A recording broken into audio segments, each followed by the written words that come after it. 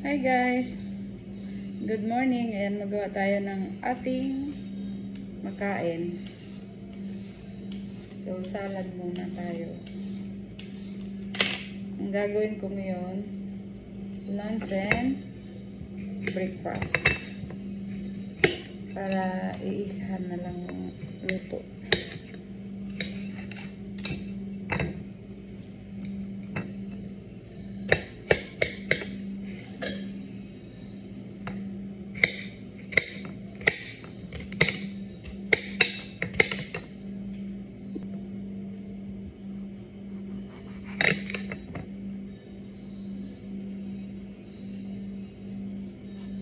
Yan lagi ang kinakain ko guys.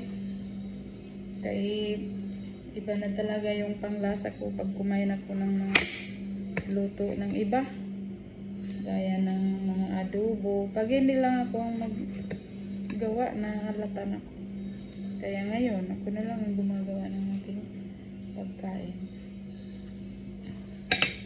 Kung ano man kinakain ko, gigisahin ko.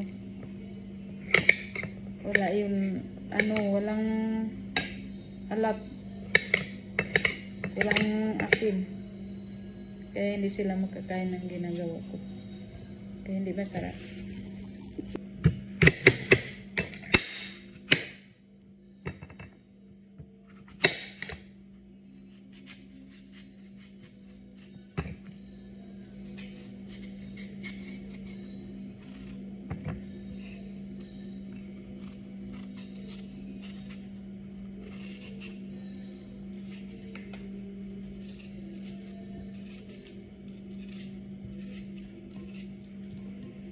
Tapos na. Kulang pa nga ito.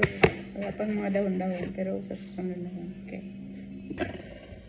Hi everyone. Ang magluto tayo ng tuna. Gigisahin natin siya. Ayan. Nag-umpisa na tayo. Ayan. Magpainit na tayo ng mantika.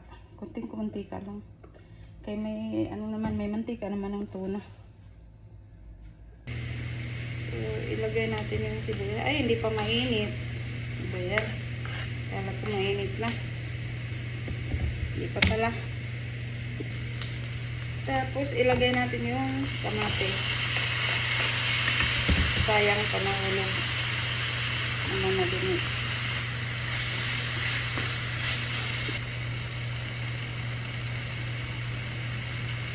Ilagay natin ang tuna.